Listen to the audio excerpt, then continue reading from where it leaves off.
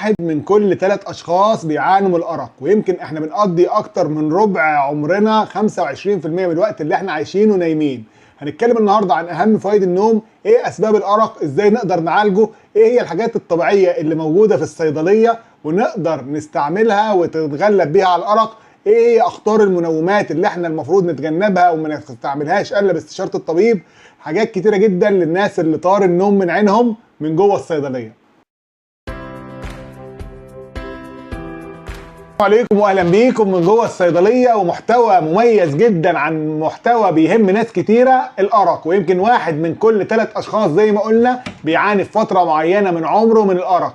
ويمكن الارق هو صعوبه في عمليه من عمليه النوم، يا اما صعوبه ان انت تيجي تنام ما تعرفش تنام وتخش في عمليه النوم نفسها، او ان انت مثلا تكون مخطط تنام 8 ساعات بعد ساعتين او 3 تصحى وما تعرفش تنام تاني، او خلال فتره النوم هتنام مثلا 8 ساعات كل ساعتين او 3 تصحى وتجد صعوبه ان انت تخش في عمليه النوم. او في ناس بتنام ال8 ساعات اللي هم مخططين ان هم يناموهم ويقوموا برضه عندهم صداع ودروخه ويحسين ان هم مش نايمين كويس. اي حاجه بتعاني منها من الموضوع ده يبقى اعرف ان انت بتعاني من مشكله الارق. وبما ان النوم مهم لازم نقول لكم في الاول ايه هي فوائد النوم عشان كلنا نقدر نحصل على قدر كفايه من النوم اللي هو مهم جدا بالنسبه لنا. النوم يمكن هو الشاحن الرئيسي للجسم، زي الموبايل لما تحطه في الشاحن بيشحن كل العمليات الحيويه والخلايا بتاع الجسم. النوم يعني بيخليك اكتر قدره ونشاط وحيويه، اكتر قدره على التعلم واكتساب المهارات. النوم بيخليك اكتر تركيز، يمكن عشان كده الطلبه لما بيناموا كويس بيبقى تحصيلهم في المذاكره اعلى بكتير من الطلبه اللي هم مش بيناموا فتره او بيحصلوا على قدر كافي من النوم. النوم يعني مناعه قويه بتقدر تحارب الميكروبات والفيروسات. النوم بيخلي اصابات اقل بكتير جدا من العدوى الميكروبيه او الفيروسيه. مش بس كده، النوم بيخلي هرمون الانسولين في ادنى مستوياته، وزي ما اتكلمنا هرمون الانسولين في ادنى مستوياته يعني وقايه من امراض السكر والقلب والضغط والكوليسترول والسكتات الدماغيه. الهرمون الانسولين قليل يعني الهرمون الليبتين بتاع الشبع شغال، يعني جسمك بيحرق كويس، يعني تقدر لو بتعمل دايت او حميه غذائيه ان الحميه الغذائيه تقوم بطريقه كويسه جدا. مش بس كده، احنا كنا اتكلمنا في حاجه مهمه جدا ان هرمون النوم او هرمون الميلاتونين اللي بيسبب النوم بيعلي هرمون السيروتونين. فهرمون السيروتونين عالي يعني انت اقل اكتئاب، اقل توتر، اقل عصبيه، سلامتك العقليه عاليه، وفي نفس الوقت بتعاني من اقل ضرر من الامراض النفسيه والامراض العقليه. مش بس كده، يمكن احنا قلنا ان الكولاجين العدو الاساسي بتاعه الكورتيزول اللي هو بيزيد لما النوم يقل. يعني لو انت بتنام كويس الكولاجين هيبقى عندك عالي، يعني بشره صافيه، يعني حبوب شباب قليله، يعني شعر صحي، حاجات كتيره جدا بيسببها لك النوم. عشان كده يمكن الواحد لما بينام بيقوم وشه مستريح وحاسس ان هو في احسن حال. طب هنيجي نتكلم على اسباب الارق او اشهر الاسباب اللي تخلي الواحد يعاني من الارق. يمكن اهمها ان ممكن الانسان يبقى عنده بعض الامراض، يعني الامراض النفسيه زي القلق او الاكتئاب او التوتر او الحاجات النفسيه اللي تتعرض لصدمه عصبيه، ممكن الحاجات دي تخليك تعاني من الارق. في ناس بتعاني من بعض الامراض تخليها تعاني من الارق، زي مثلا التهاب البروستاتا او التضخم المثانه، يمكن دي برضو بيقوم كل شويه يخش عشان التبول، فطبعا ده برضو هيخليه يعاني من الارق. اضطراب الغده الدرقيه او ارتجاع المريء برضو هيخليك تعاني من الارق. انقطاع الطمس، وفي نفس الوقت الناس اللي عندها حساسيه صدر وعدم انتظام في التنفس برضه هتلاقيك بتعاني من الارق. يمكن دي اهم الامراض اللي الناس اصحاب الامراض دي بيعانوا من الارق. الناس كبار السن بيقل عندهم بعض الهرمونات اللي هي بتسبب النوم وبتزود التوتر، فعشان كده برضه كبار السن بيناموا اقل من الطبيعي وبيعانوا من الارق. في عادات مكتسبه بتسبب الارق، يعني مثلا الناس اللي هي بتشتغل كل فتره في شيفت معين وبتنام مواعيد نومها متغيره لازم هتلاقيها بتعاني من الارق. الناس اللي بتشرب قهوه او شاي او سجاير كتير برضه هتلاقيها بتعرف ان هي تلاقي صعوبه ان هي تخش في النوم وبتعاني من الارق. الناس اللي هي بتغير مكان، يعني مثلا تسافر من مكان لمكان، اول ما بيسافروا بيقعدوا يومين 3 لغايه لما يتعودوا فبيعانوا من الارق. الناس اللي بتغير مكان نومها، بينام في مكان وبعدين بينام في مكان، مثلا يغير سريره او يغير المكان اللي بينام فيه، برضه هتلاقيه بيعاني من الارق. الحاجات دي كلها بتخليك تعاني من الارق. الارق بقى الانسان ممكن يعاني منه، ليه اضرار كبيره جدا، لان الارق يعني اجهاد، يعني عدم تركيز، يعني توتر، يعني عصبيه، يعني ممكن واحد يبقى سايق ومش مركز ممكن يؤدي لحوادث، بتخلي مناعته ضعيفه فبقى اكتر عرضه للامراض. مشاكل كتيره جدا ممكن يسببها الارق. فعشان كده لازم ان احنا نركز كويس جدا ان احنا ازاي نقدر ننام بصوره صحيه ونتغلب على الارق. عشان نقدر نظبط نومنا لازم نفهم كميه الجسم والهرمونات اللي بتاثر على النوم. اهم حاجه عشان تظبط نومك بتسمع كلمه الساعه البيولوجيه. الساعه البيولوجيه دي هي دورات معينه للجسم بيعملها بحيث ان هو ينظم هرمون النوم اللي هو اسمه هرمون الميلاتونين. هرمون الميلاتونين ده بتاثر بعوامل كتيره جدا، يمكن اهمها ان هو بيفرز، لما بيفرز الجسم بيبقى عايز ينام بيزيد افرازه بالليل في الضلمه. فعشان انت لما تتعرض للنوم او تتعرض لوقت ما فيهوش نور هرمون الميلاتونين بيبدا يزيد عندك. عشان كده دايما الناس يقول لك حاول تنام بالليل في اوضه ضلمه بحيث ان الهرمون يبدا يزيد كويس.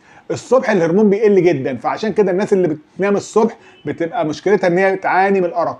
كمان هرمون الميلاتونين بتاثر بدرجات الحراره، يعني في درجه حراره عاليه زي اللي احنا فيها دلوقتي هرمون الميلاتونين بيقل. عشان كده الناس دايما ما بيجيلهاش نوم في الحر. لو تقدر تشغل مروحه او تظبط المكيف في درجه حراره الغرفه وتنام هتلاقي الهرمون الميلاتونين كويس جدا وتقدر تتغلب على مشكله الارق. هرمون الميلاتونين مش بس مختص بالنوم، ده مختص ان هو بيظبط المزاج، بيظبط عمليات الجوع والشهيه، بيظبط عمليات التوتر. فعشان نقدر ننظم النوم بتاعنا لازم نظبط هرمون الميلاتونين. ولقوا ان هرمون الميلاتونين في ناس لما بتيجي تنام بتنام مثلا 5 أو 6 أو 8 ساعات وتقوم مش حاسه ان هي نامت كويس وعندها صداع وارق. وفي ناس بتنام 3 أو 4 ساعات وتلاقي ان هي نايمه كويس جدا. وده الموضوع ده اتفسر ان لقوا ان في عالم هندي قال ان هو النوم بيبقى عباره عن رحلات او اطوار، يعني كل رحله في النوم بتبقى 90 دقيقه، ساعه ونص.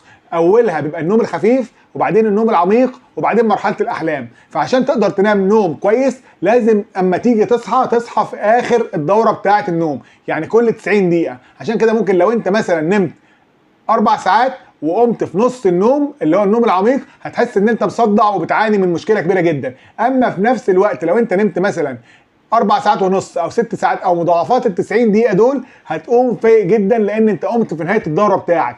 فعشان كده ده بيفسر ليه انت ممكن تنام 5 ساعات او 6 ساعات وفي نفس الوقت واحد ينام اقل منك ويقوم فايق عنك بكتير.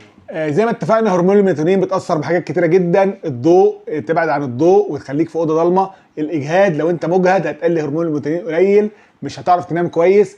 الشفتات الطويله والارهاق بيأثر على هرمون الميلاتونين. الشيخوخه بتأثر على هرمون الميلاتونين.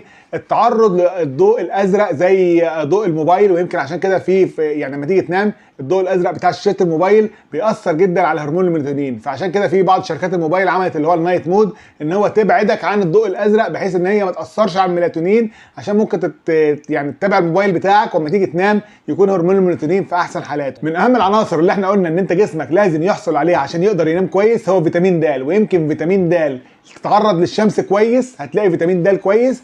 فيتامين د نسبته كويسه هتقدر تنام بطريقه كويسه. مش بس فيتامين د، فيتامين بي 12 مهم جدا لان قله فيتامين بي 12 بتعمل حاله من حالات التوتر والاكتئاب هتعاني منها من الارق. ويمكن اهم مصادر فيتامين بي 12 موجوده في اللحوم وفي اللبن وفي صفار البيض. كمان من الحاجات المهمه جدا اللي انت لازم تبقى جسمك فيها كميه كافيه فيتامين بي 6. وفيتامين بي 6 مهم جدا عشان بيحول التريبتوفان حمض اميني للسيروتونين. والسيروتونين قلنا مهم جدا ان هو يقلل التوتر. فلما السيروتونين يبقى كويس جدا هتقدر تنام بطريقه كويسه. فيتامين بي 6 ممكن تحصل عليه من البصل والبطاطا والجبنه القريش.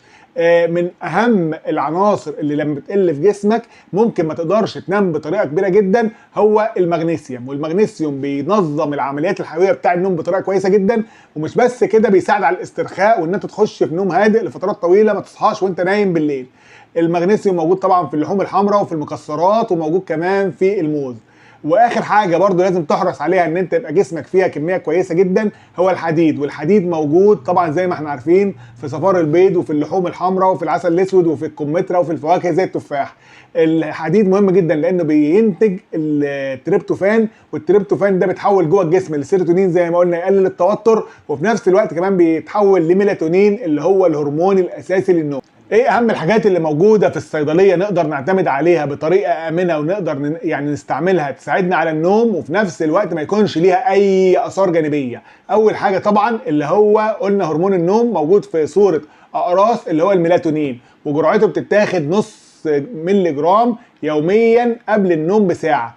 بيساعد على ان انت تخش في نوم امن وملوش اي اثار جانبيه. من الحاجات المهمه برضو جدا اللي هي جذور الفاليريان او الفاليريانا، دي برضو من الحاجات اللي هي بتتاخد كبسولتين 2 مع بعض قبل النوم بساعه، بتساعد ان انت تخش في نوم هادئ وامن وملهاش اي اثار ولا تعود خالص.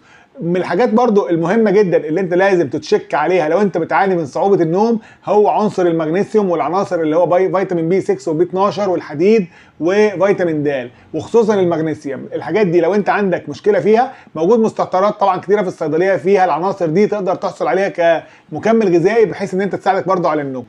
ده كان محتوانا عن مشكلة الأرق وصعوبة الدخول في النوم. النوم من الحاجات المهمة جدا اللي بتشحن طاقتنا، وصعوبة الدخول في النوم ليها مشاكل كتيرة جدا. نتمنى ان شاء الله نكون وضحنا لحضراتكم وساعدناكم بارشادات بسيطه ان انتوا تقدروا تناموا نوم صحي وامن وتبعدوا يعني بعد تام عن المهدئات، ونلتقي باذن الله في محتويات جديده مفيده من جوه الصيدليه.